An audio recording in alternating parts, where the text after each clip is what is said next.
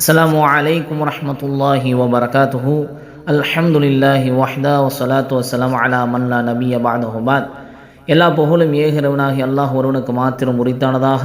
அவனுடைய சாந்தியும் சமாதானமும் நாமெல்லாம் உயிரோட மேலாக நேசிக்கக்கூடிய உத்தம சத்திய தூதார் முஹம்மது நபி ஸல்லல்லாஹு அலைஹி வஸல்லம் அவர்கள் மீதும் அவர்களை பின்பற்றி வாழ்ந்த சத்திய சஹாபாக்கள், தபிஈன்கள், தபா தபிஈன்கள், சுஹதாக்கள், இமாம்கள், நல்லோர்கள் அனைவர்கள் மீதும் இன்னும் உங்கள் மீதும் எம் மீதும் ஒட்டுமொத்த இஸ்லாமிய சகோதர சகோதரிகள் மீதும் அல்லாஹுடைய சாந்தியும் சமாதானமும் என்றும் என்றென்றும் நின்று நிலவட்டுமாக பிரார்த்தனை செய்தவனாய், அன்பாத இஸ்லாமிய சொந்தங்களை உறவுகளே, அன்னை ஃபாத்திமா பெண்கள் அரபிக் கல்லூரி சார்பாக நடத்தப்படும் கற்போம் கற்றுக் கொடுப்போம் என்ற நிகழ்வின் வாயிலாய் மீண்டும் உங்கள் அனைவரையும் சந்திப்பதில் மகிழ்ச்சி அடைகிறோம். அல்ஹம்துலில்லாஹ். அன்பாத உறவுகளே, நாம் தொடர்படியாக அகீதா சம்பந்தமான பாடத்தில் ஷிர்க் சம்பந்தப்பட்ட விஷயங்களை தொடர்ந்து நாம் பார்த்து வருகிறோம். அதில் நாம் இன்று பார்க்கக்கூடிய தலைப்பு என்னவென்றால், ஷிர்க் செய்பவனுக்கு ஜனாசா தொழுகை கிடையாது.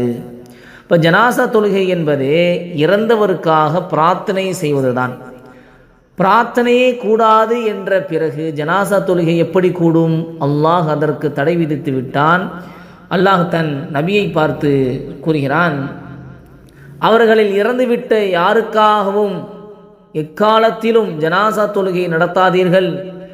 அவர்களுடைய அடக்கஸ்தலத்தில் அவர்களுக்காக மன்னிப்பு கோரி நிற்கவும் செய்யாதீர்கள். ஏனென்றால் நிச்சயமாக அவர்கள் அல்லாஹுவையும் அவனுடைய தூதரையும் நிராகரித்து விட்டார்கள் என்பதாக அல்லாஹ் ரப்பல் ஆலமீன் 9வது அத்தியாயத்தினுடைய 84வது வசனத்தில் அல்லாஹ் பதிவு செய்கிறான். இப்போ நயவஞ்சகர்களின் தலைவன் அப்துல்லா இப்னு உபை இறந்து போனான்.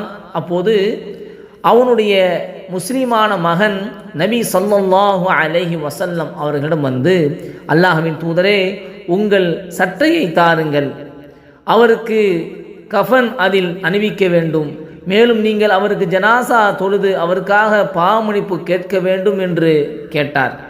உடனே நபி அவர்கள் தம் சட்டையை அவருக்கு கொடுத்துவிட்டு ஜனாசா தொழுகைக்காக வேண்டி ஆயத்தமானதும், எனக்கு தெரியப்படுத்துங்கள், நான் ஜனாசா தொழுவிப்பேன் என்றார்கள். பிறகு ஜனாசா தொழுவிக்காக வேண்டி அறிவிக்கப்பட்டதும் நபி அவர்கள் அவனுக்கு ஜனாசா தொலைவைக்க நாடிய போது உமர் ரலியல்லாஹு தஆலா அவர்கள் நபி அவர்களை இழுத்து நபி அவர்களுக்கு சொன்னார்கள், நயவஞ்சகர்களுக்கு ஜனாசா தொலை வைக்கக்கூடாது என அல்லாஹ் உங்களை தடுக்கவில்லையா என்று சொல்லிவிட்டு, நீங்கள் நயவஞ்சகர்களுக்கு பாவமன்னிப்பு தேடினாலும் அல்லது தேடாமல் இருந்தாலும் சமமே, நீங்கள் அவர்களுக்காக 70 முறை பாவமன்னிப்பு தேடினாலும் அல்லாஹ் அவர்களை மன்னிக்கப் போவதில்லை என்ற இந்த 9வது அத்தியாயத்தினுடைய 80வது வசனத்தை ஓதி காட்டிவிட்டு ஜனாசா தொழுதார்கள்.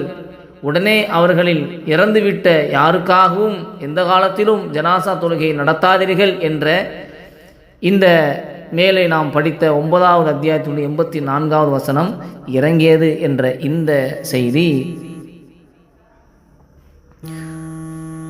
புகாரியில் 1269வது செய்தியாக பதிவு செய்யப்படுகிறது.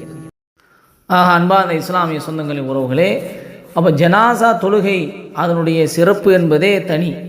ஏனென்று சொன்னால், ஜனாசா தொழுகை யார் ஷிர்க் வைக்காமல் ஜனாசாவுக்கு பின்னால் ஒரு 40 நபர்கள் நின்று தொழுவார்களோ அவருடைய பிரார்த்தனை ஒப்புக்கொள்ளப்படுகிறது என்ற செய்தியெல்லாம் நாம் பார்க்கிறோம். ஆக ஒரு மனிதனுக்கு கடைசியாக நாம் அனைவரும் கூட்டாக சேர்ந்து செய்யக்கூடிய ஒரு பிரார்த்தனை இந்த ஜனாசாவுடைய தொழுகை. அவருக்கு ஷிர்க் வைக்கக்கூடியவருக்கு ஜனாசா தொழுகை இல்லை என்று சொன்னால் அவர் எவ்வளோ பெரிய ஒரு துர்பாக்கியசாலியாக இருப்பார் என்பதை நாம் இங்கு விளங்கிக் கொள்ள வேண்டும். அல்லாஹ் பாதுகாக்க வேண்டும், அல்லாஹ் பாதுகாக்க வேண்டும். அன்பான சொந்தங்களின் உறவுகளே, இந்த இணை வைப்பினால் ஒரு மனிதனுடைய இந்த உலக காரியங்களும் வீணடைந்து விடுகிறது, நாளை மறுமையுடைய காரியங்களும் வீணடைந்து வருகிறது. அவன் யாரும் படாத ஒரு கைசேதத்தை அவன் பட்டவனாக துர்பாக்கியசாலியாக அவன் ஆகிவிடுகிறான் என்பதை நாம் உணர்ந்து கொள்ள வேண்டும். அல்லாஹ் நம் அனைவரையும் பாதுகாத்து வரல வேண்டும். அல்லாஹுக்கு இணை வைக்காமல் அல்லாஹுவை தூய வடிவில் இஹ்லாசான முறையில் அவனுக்கான வணக்கங்களை செலுத்தக்கூடிய மக்களாக அல்லாஹ் ரப்பல் ஆலமீன் உங்களை இணைமாக்கி வரல வேண்டும் என பிரார்த்தனை செய்வோம். தொடர்ந்து இணைந்திருங்கள்.